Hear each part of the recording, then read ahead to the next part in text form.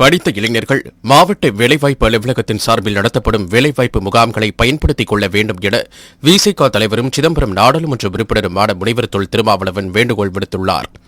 அரியலூர் மாவட்டம் தத்தனூர் மீனாட்சி ராமசாமி கலை மற்றும் அறிவியல் கல்லூரியில் மாவட்ட நிர்வாகம், மாவட்ட வேலைவாய்ப்பு மற்றும் தொழில் நெறி வழிகாட்டுதல் மையம் மற்றும் தமிழ்நாடு மாநில ஊரக வாழ்வாதார இயக்கம் இணைந்து நடத்திய மாபெரும் தனியார் துறை வேலைவாய்ப்பு முகாமினை பிற்படுத்தப்பட்டோர் நலத்துறை அமைச்சர் சிவசங்கர் துவக்கி வைத்தார். இந்த நிகழ்ச்சியில் விடுதலை சிறுத்தைகள் கட்சியின் தலைவரும் சிதம்பரம் நாடாளுமன்ற உறுப்பினருமான முனைவர் தொல் திருமாவளவன், மாவட்ட ஆட்சித்தலைவர் ரமண சரஸ்வதி ஆகியோர் முன்னிலை வகித்தனர். பின்னர் இந்நிகழ்ச்சியில் பேசிய விசிக தலைவர் தொல் திருமாவளவன், படித்து முடித்த அனைத்து நபர்களும் அரசு வேலை கிடைக்கப்பெறும் என்பது சாத்தியப்படாதது. எனவே இன்றைய இளைஞர்கள் அனைவரும் தனியார் துறைகளில் இருக்கும் வேலை வாய்ப்புகளை பெறுவதற்காக தங்களை தயார்படுத்திக் கொள்ள வேண்டும் என்றும், தனியார் நிறுவனங்கள் தங்கள் நிறுவனங்களுக்கேற்ற தகுதியான வேலை நாடுநர்களை தேர்ந்தெடுக்கவும் மாவட்ட வேலைவாய்ப்பு அலுவலகத்தின் சார்பில் நடத்தப்படும் இதுபோன்ற வேலைவாய்ப்பு முகாம்களை பயன்படுத்திக் கொள்ள வேண்டும் என விசிக தலைவரும் சிதம்பரம் நாடாளுமன்ற உறுப்பினருமான முனைவர் தொல் திருமாவளவன் கேட்டுக் கொண்டார். எல்லோருக்கும் வேலை வேண்டும் என்ற ஒரு வேட்கை இருக்கிறது. என்ன படித்திருக்கிறோம் என்பதை விட எப்படியாவது ஒரு அரசு வேலையை பெற்றுவிட வேண்டும் என்றுதான் நாம் துடிக்கிறோம், முயற்சிக்கிறோம். ஆனால் இன்றைக்கு அரசு துறைகளில் இருக்கிற வேலை வாய்ப்புகளை பெறுவதற்கு நிறைய நெறிமுறைகள் உருவாக்கப்பட்டுள்ளன. நம்முடைய மாண்புமிகு அமைச்சர் அவர்களும் சரி, எங்களை போன்றவர்களும் சரி, படித்த காலத்தில் போட்டிகள் குறைவு, வேலைவாய்ப்பு ஓரளவுக்கு பரிந்துரைகளின் அடிப்படையில் கூட பெற்றுக் கொள்ள முடியும். 1950களிலே 1960களிலே ஒரு சட்டமன்ற உறுப்பினர் ரெக்கமெண்டேஷன் பரிந்துரை கடிதம் கொடுத்தால் போதும், சாதாரணமான அளவில் சம்பளம் கிடைக்கக்கூடிய வேலை கிடைக்கும். மாவட்ட ஆட்சியருக்கு ஒரு கடிதம் கொடுத்தால் மாவட்ட ஆட்சி நிர்வாகத்துக்கு உட்பட்ட துறைகளில் ஏதேனும் ஒரு வேலை கிடைக்கும். பரிந்துரைகளுக்கு அப்போது ஒரு மதிப்பு இருந்தது. இன்றைக்கு மாண்புமிகு அமைச்சர் அவர்கள் கூட பரிந்துரை கடிதம் கொடுத்தாலும் இந்த மாவட்டத்தில் உள்ள சிமெண்ட் தொழிற்சாலைகளில் நம்மால் வேலை பெற முடியுமா என்றால் பெற முடியாது. இதுதான் யதார்த்தமான உண்மை. எல்லோரும் என்ன நினைக்கிறார்கள் என்றால், எம்எல்ஏ ரெக்கமெண்ட் பண்ணா உடனே வேலை கிடைச்சிடும், மினிஸ்டர் ரெக்கமெண்ட் பண்ணா உடனே வேலை கிடைச்சிடும், எம்பி பரிந்துரை பண்ணா உடனே வேலை கிடைச்சிடும். அந்த ஆர்வம் சரி, ஆனால் பிராக்டிகலாக நடைமுறையில் நாம் யோசிக்கிற போது அப்படியெல்லாம் இப்போது சாத்தியமில்லை. எல்லாவற்றையும் ஒரு நெறிமுறைக்குள்ளே கொண்டு வந்து விட்டார்கள். தனியார் துறையாக இருந்தாலும் சரி, அரசு துறைகளாக இருந்தாலும் சரி, வேலை வாய்ப்பு என்பது இப்போது போல இதற்கு முந்தைய ஒரு 20-30 ஆண்டுகளுக்கு முன்பு இருந்ததை போல, அல்லது 40 ஆண்டுகளுக்கு முன்பு இருந்ததை போல இலகுவாக ஒரு பரிந்துரை கடிதத்தின் மூலம் பெற்றுவிட முடியாது. ஒரு ஆயா வேலையாக இருந்தால் கூட அரசாங்கம் முறைப்படி அறிவிப்பு செய்து, அதற்கு விண்ணப்பம் செய்து, அதற்கு நேர்காணலில் கலந்து கொண்டு அதன் அடிப்படையில் தான் வேலை வாய்ப்பை பெற முடியும். ஒரு ஓஏ வேலை, ஆபீஸ் அசிஸ்டன்ட், பியூன் வேலை தானே, கலெக்டர் நினைச்சா போட்டுலாம், எம்எல்ஏ நினைச்சா வாங்கி கொடுத்துடலாம் அப்படின்னு நாம் நினைப்போம். அவர்களுடைய அதிகாரத்துக்கு உட்பட்டதாக இருந்தாலும் கூட இந்த வேலையை நீங்கள் எப்படி அவர்களுக்கு போட்டுக் கொடுத்தீர்கள் என்கிற கேள்வி எழுப்பப்படும். காசு வாங்கிட்டு லஞ்சம் வாங்கிட்டு போட்டாங்க அப்படின்னு புகார் வரும்.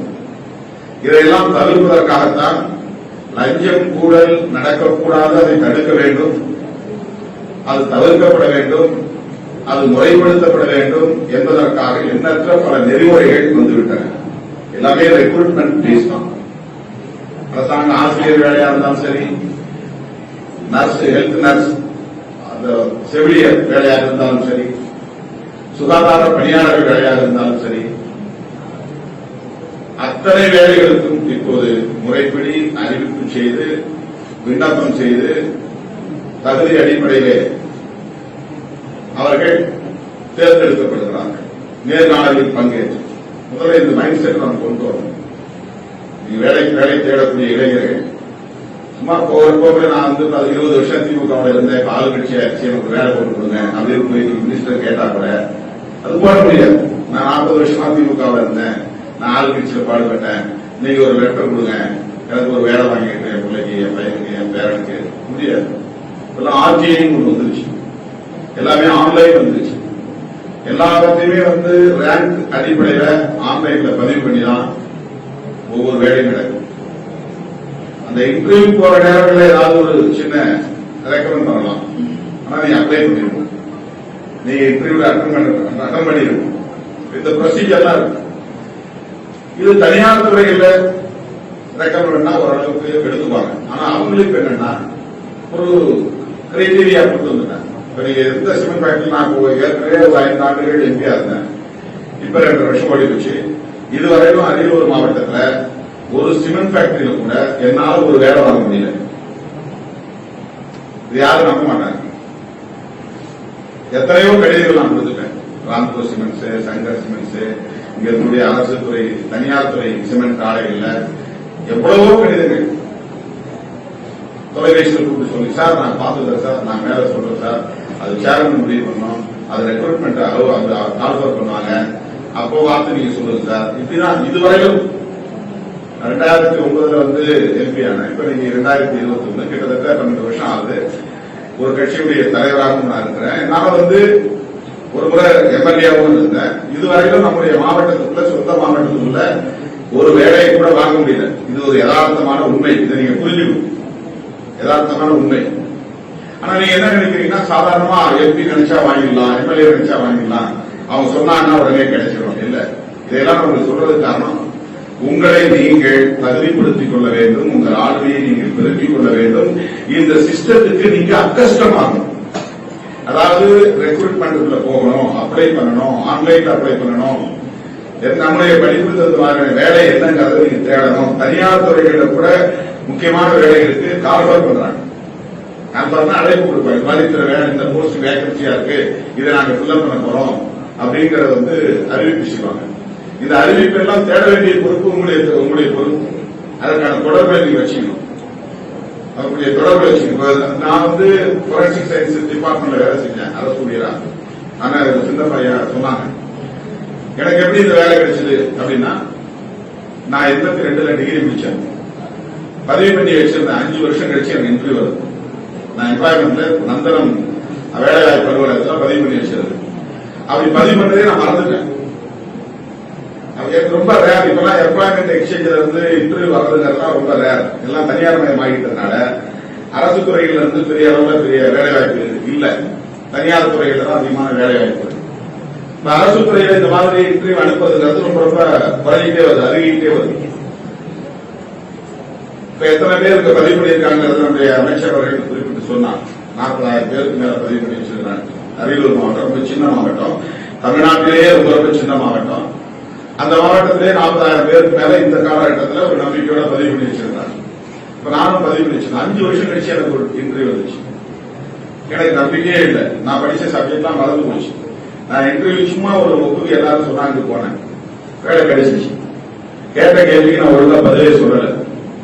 நான் பிராங்கா சொன்னேன் எங்க டைரக்டர், சார் நான் 5 வருஷத்துக்கு முன்னாடி கெமிஸ்ட்ரி படிச்சேன், இப்ப திடீர்னு கொண்டாந்து இன்டர்வியூ கார்டு கொடுக்குறாங்க, நான் ஒண்ணு கூட பேப்பரோட புரட்டி கூட பார்க்கல புக்க, இப்பவே இந்த கேள்வி கேட்டா நான் என்னால என்ன பதில் சொல்ல முடியும்னு ரொம்ப பிராங்கா பேசினேன்.